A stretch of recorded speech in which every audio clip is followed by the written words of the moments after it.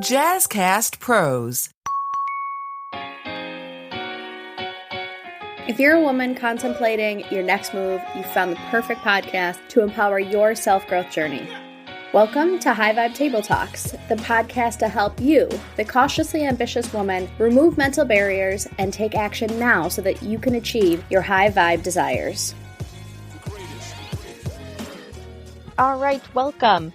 This is the High Vibe Table Talks. I'm Rashawn Hargrave, your host and owner of High Vibe Co-work. Welcome to my podcast. This is episode 1, a discussion with Robbie today. She's just a magical human being. She has been a part of the High Vibe community for a while, and I really wanted to highlight how her journey is different than mine.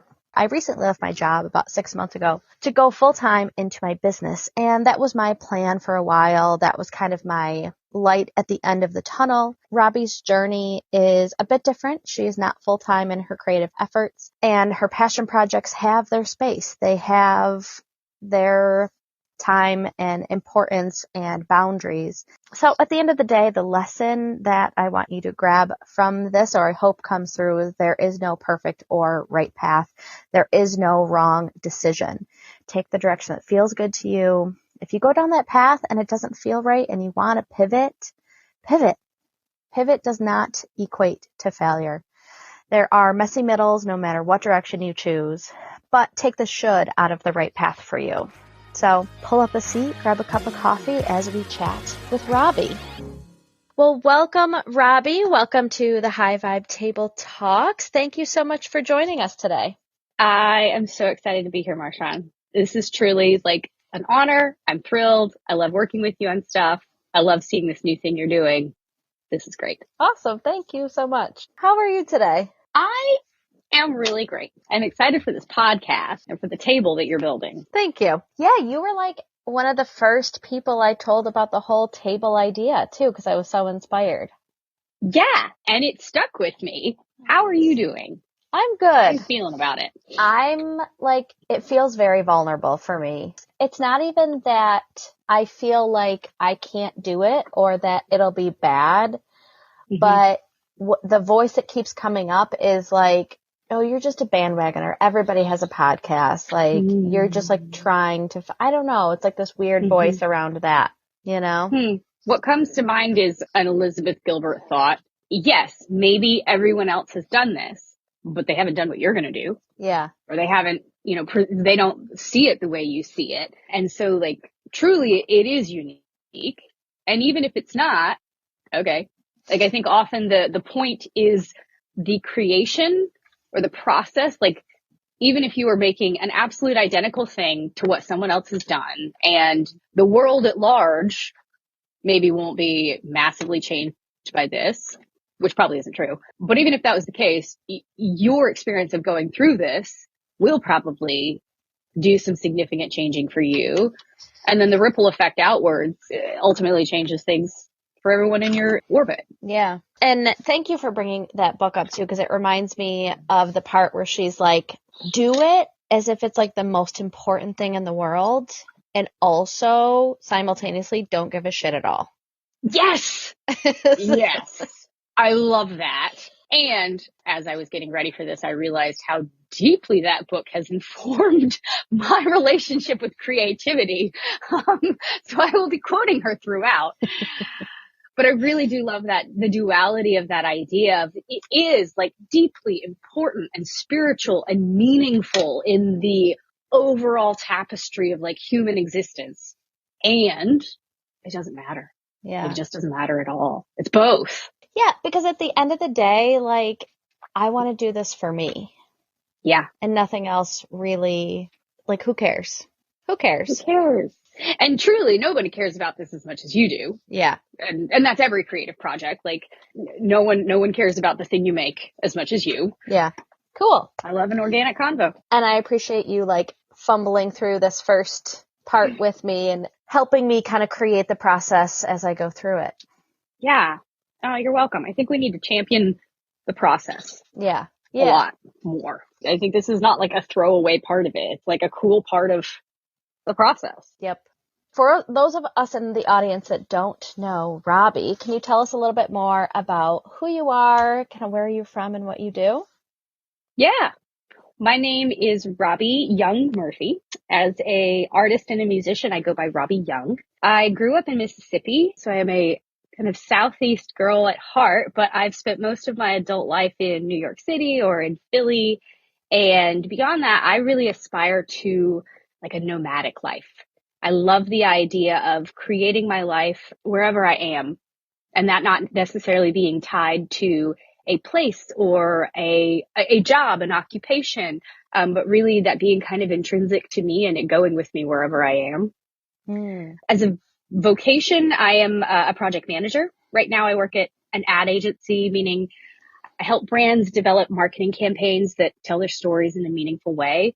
But I'm actually in the process of transitioning into project management consulting, meaning I'm going to help companies' marketing departments run a bit more efficiently, create better work with fewer headaches. And then as a creative, I am an aspiring, evolving, unfolding creative.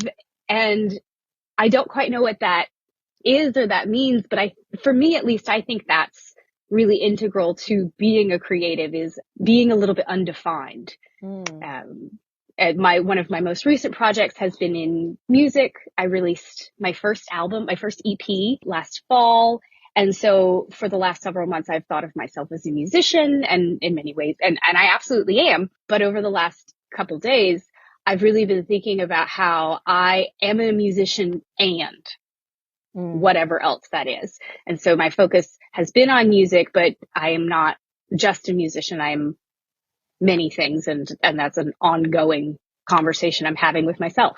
What I find so fascinating about you and creatives in general is it's beautiful how things manifest differently. You know, at your core, you're Robbie Young Murphey, and sometimes the spoke of that wheel is musician, and sometimes it is ad agency creator, and sometimes it is traveler and content creator. And at its heart, they're all the same, but they are just manifesting themselves in different ways based on where you are and what you're feeling and who you are being that day and that moment and that season. That's a really cool way to think about it as a spoke. I've never visualized it that way, and I love a visual. But thinking of myself as that centerpiece, and I kind of have shoots that go off in all of these different directions. And maybe sometimes I spend more time on one spoke or the other, or I maybe move in that wheel, but ultimately, like, it's all me. And so to define myself as one of those spokes or one of those pieces is really to limit myself. And let's see how far this analogy goes. If I limit myself and I don't allow myself to expand in all those areas, well, then I don't have a round wheel anymore. And I can't actually like balance and roll through life. Yeah, that's so beautiful. You know, coming from a background of education, I got my degree in teaching, and there was this direct path, and this is the direction that you go, and you graduate college and you get your master's and you get a job, and that's the career that you're in until you retire. And so I think that while for me it was around education, but when I pivoted away from education, it felt like a failure.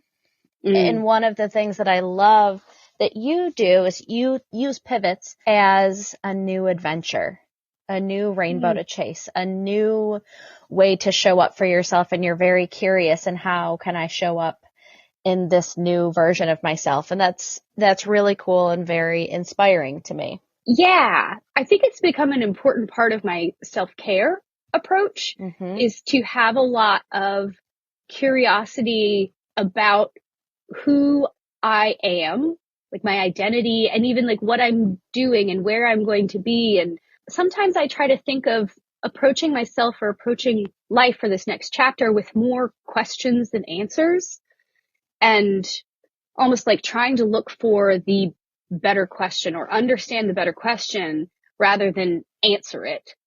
Because when you answer it, it's kind of the end of a sentence, or it's the end of that story. And so to to think about from your story of like coming into this in education and then finding pivots, maybe like the first pivot of many pivots along the way, to me, approaching that with a question of what's next, or what interests me, or how does this experience as an educator inform my next step? What do I as an educator do next? I think that approach with questions can be a really powerful and, I mean, admittedly vulnerable, because it creates a lot of uncertainty. Yeah. But I think it creates a lot of opportunity as well. If you've been thinking about starting a podcast and you want to include interviews with people across town, Riverside.fm offers unbelievable high-quality recordings regardless of your or your guest internet quality. And it also gives you separate audio and video tracks for each person speaking. And unlike Zoom, you don't have to install anything on your computer, and your guests don't either. Head over to Riverside.fm and use promo code JazzyCast to get 60 free minutes of recording and 15% off a membership plan. Taking that fear out of it of, I'm never going to make the wrong choice. I just have to figure out what choice I want to make and get curious about what choice feels good to me right now, and not being afraid of ending in disaster, you know? Yeah. Because the ending in disaster is a potential outcome that my brain loves to throw in there as like the only outcome that could ever happen to anything. Like, you know, am I going to make an omelet today? I don't know. It's going to end in disaster. This is going to go terribly wrong. But more so when I'm actually considering creative ventures or unknown steps, one of the things that I think about is uncertainty or unknowns and the relationship with fear, and trying to do the same thing. And for many years, I have thought of uncertainty and fear as being kind of hand in hand. And I think that they occupy the same space a lot of times, but they are very different things, and they can be decoupled. So to be able to recognize that my logical brain knows that uncertainty can turn into more than just disaster, and it can imagine opportunity and direction and connection and all of these different outcomes.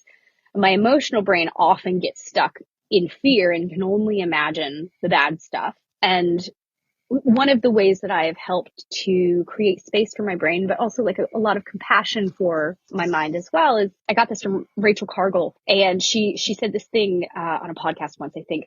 In life, I will flourish or I will recover. And I'm going to do both of those things a lot of times. And so that has helped me when I'm in these moments of uncertainty or fear to put in a temporary certainty. I know that I'm either going to flourish or I'm going to recover. And both of those are safe options. And there's no, one of those isn't right or wrong. And I'm going to do both a lot of times. So let's kind of get familiar and comfortable with uncertainty, knowing that I'm going to flourish or I'm going to recover. Both of these are fine. And then we'll do it again. And that enables me to lean into unknowns or take action when I am feeling that fear, because I've already kind of checked in with my logical brain and identified that it's safe. It's safe to be uncertain and to still take action. Yeah. And it's so good to check in with both your head and your heart and know that they both have a place. They both have a seat at the table. And maybe at one point your brain just needs to give your heart grace and vice versa. Yes. I think a lot of compassion for the whole experience is really useful and beautiful and a necessary ingredient.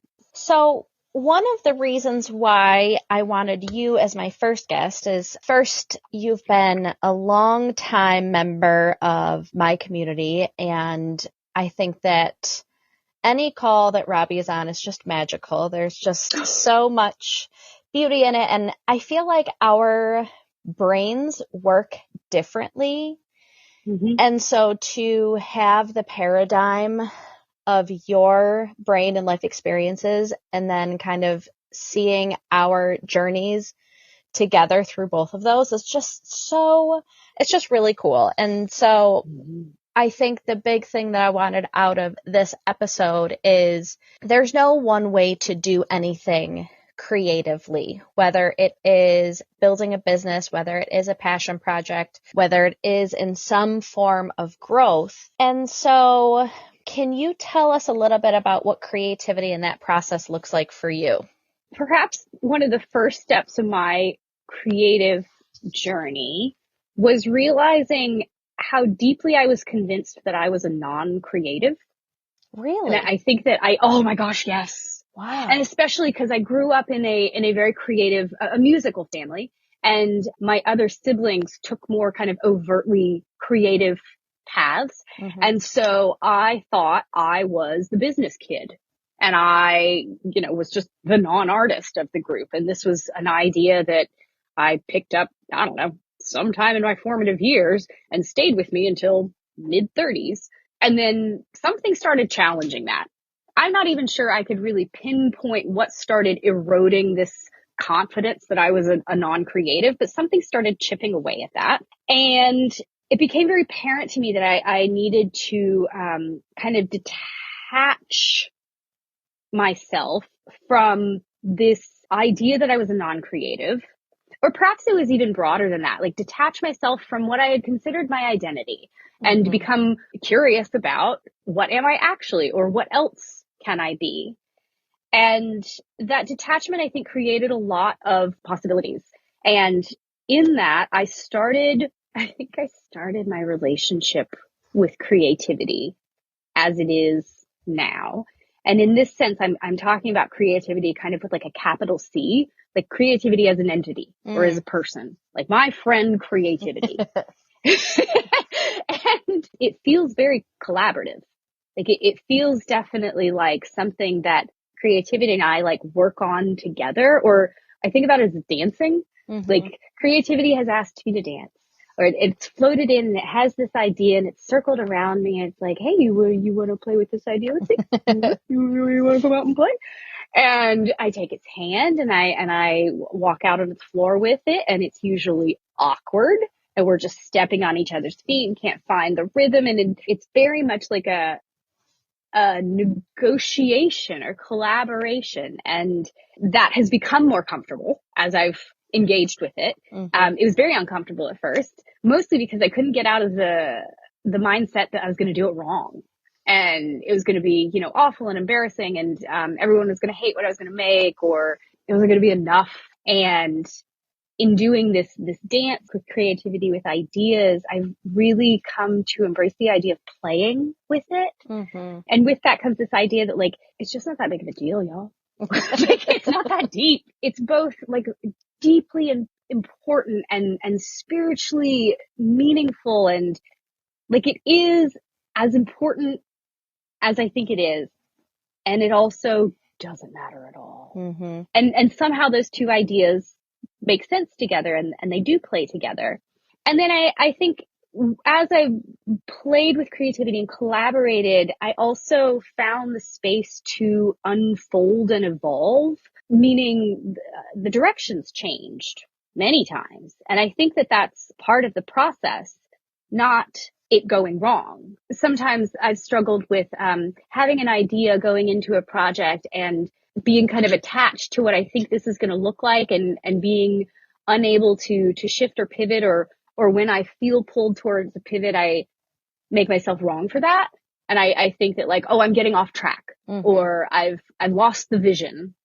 Being willing to collaborate with creativity, meaning like I'm not totally in charge. This isn't just my idea. And being able to play and get curious and creative with it, that has enabled me to allow the direction to unfold and evolve. And I mentioned earlier thinking of myself as a musician, and for the last several months, that's really been my focus. And I have imagined this kind of creative venture that goes deeper and deeper down that path. And it's beautiful and it's exciting, and I love imagining that. But more recently, I've also been imagining that that's not like the one path I follow. Like I'm not only a musician.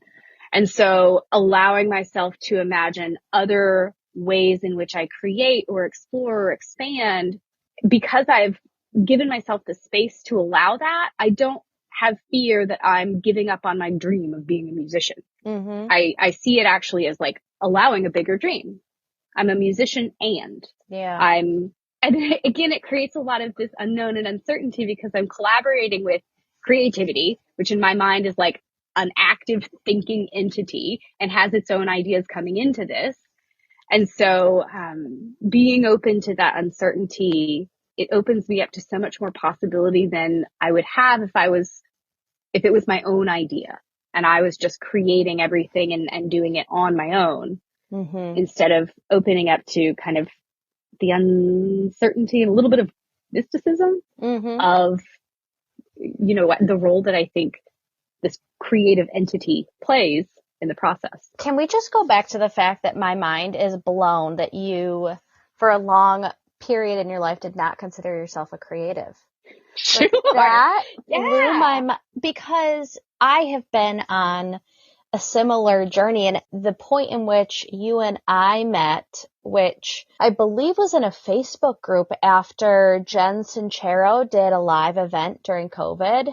So we have that mutual love for Jen Sincero and kind of the self-growth books.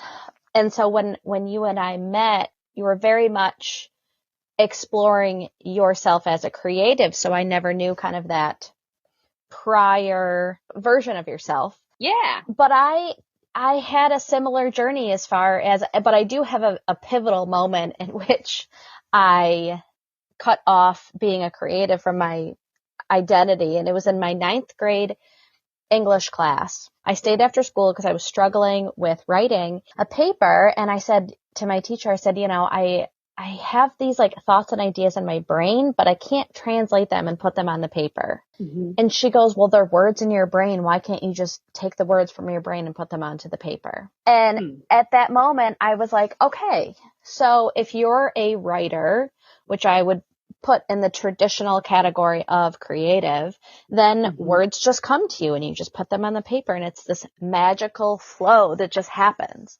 And so creativity looks however you want it to, whether you're creating a community, you're creating content, you're creating space, you're creating conversations, you're creating a family, you're creating an album, whatever outlet that is for you. We're all so creative. And I think that's a great analogy of thinking about creativity with a capital C as its entity. And we're here to dance, and it's going to be messy and it's going to be awkward. And there's going to be times that we slip up, and that's part of it. That is the journey that it's supposed to be.